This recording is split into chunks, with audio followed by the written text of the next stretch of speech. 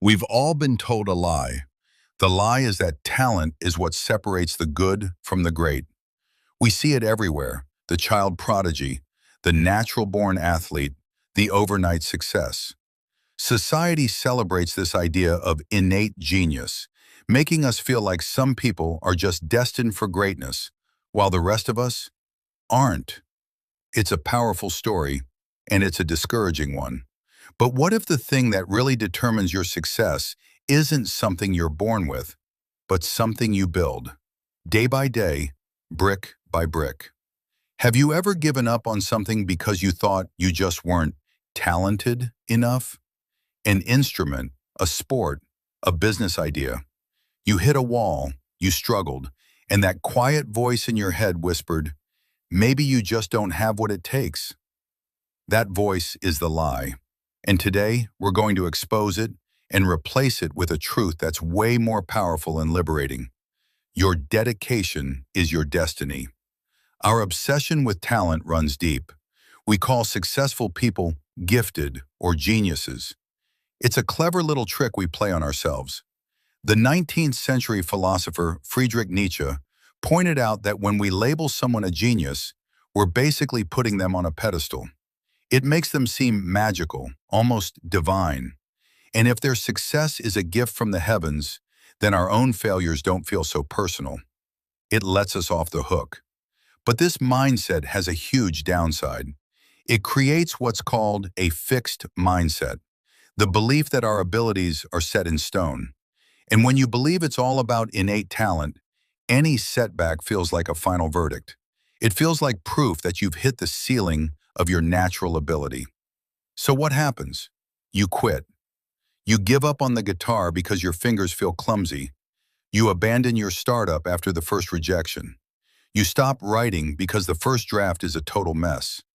The world is full of people who stopped just short of a breakthrough, all because they bought into the myth of talent and confused the struggle of learning for a sign they weren't good enough. This is exactly what psychologist Angela Duckworth noticed when she was a math teacher. The students with the highest IQs weren't always the ones getting the best grades. Often, it was the ones who just tried harder who came out on top. That observation sparked a question that would change her career and our understanding of success. What role does effort really play? The answer she found would dismantle the talent myth for good. The answer Duckworth discovered can be summed up in one word: grit. So what is it? Duckworth defines grit as having two key ingredients: passion and perseverance for very long-term goals. This isn't about a momentary burst of intensity. It's not about how badly you want something for a week. It's stamina. Grit is treating your life and your goals like a marathon, not a sprint. Let's break that down. First, you've got passion, but not the fleeting kind. In the world of grit, passion is a deep, unwavering commitment to a single, top-level goal. It's your compass. It's the ultimate concern that gives meaning to almost everything you do. It's what keeps you moving in the same direction, year after year, even when the daily grind gets boring or frustrating. Without that compass, your effort is scattered, and your perseverance has no why. Then you have perseverance. This is the resilience, the work ethic, the get back up again attitude that keeps you going when you fail, get bored, or face a setback. It's courage in the face of struggle. Duckworth even came up with a couple of simple, powerful formulas to show how this all works. First, talent times effort equals skill, and then skill times effort equals achievement. Notice anything? Effort shows up twice. It's the force multiplier. Your natural talent only affects how fast you build a skill when you put in the effort. But it's putting effort into your developed skill that leads to real-world achievements. This is exactly why grit, which is all about sustained effort, is a much better predictor of success than talent alone. This idea is a total game changer. It shifts the focus from what you're born with to what you're willing to build.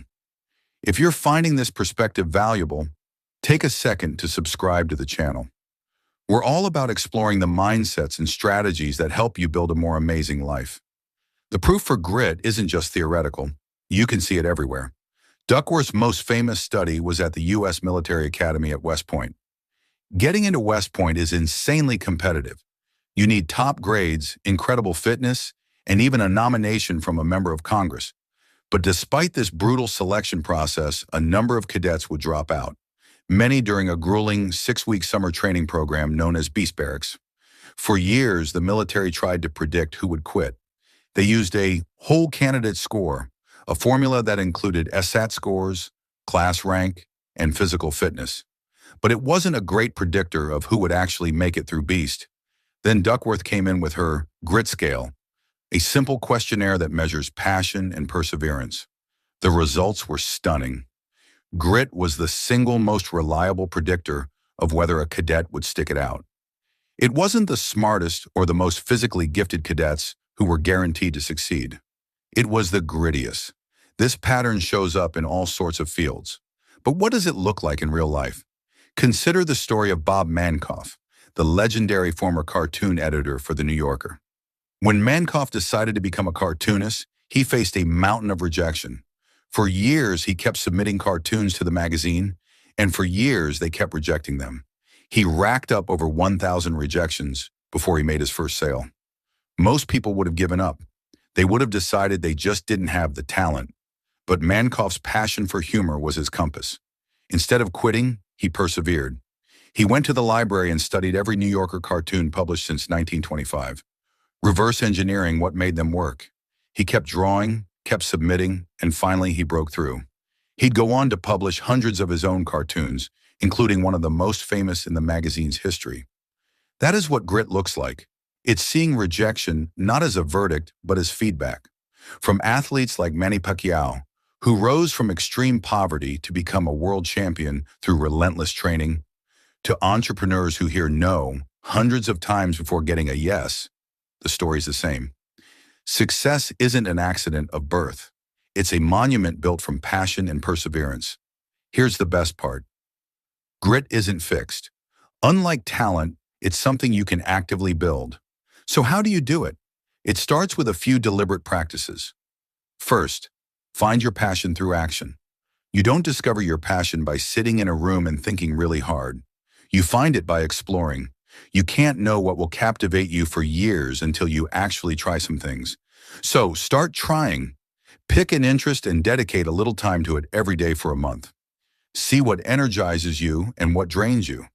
Passion often starts as a simple curiosity that, when you feed it with action, can grow into a lifelong direction. Second, embrace deliberate practice. Perseverance is a muscle you build through habit, and the best way to do that is with deliberate practice. This isn't just about logging hours, it's about focused, intentional effort designed to push you just past your current comfort zone. Identify the weakest part of your skill and attack it. Learning to code? Don't just build what you already know. Tackle a project that forces you to learn something new. Get up 30 minutes earlier and dedicate that time with zero distractions to focused reps. Practice isn't punishment. It's the forge where skill is made. Third, connect your passion to a purpose.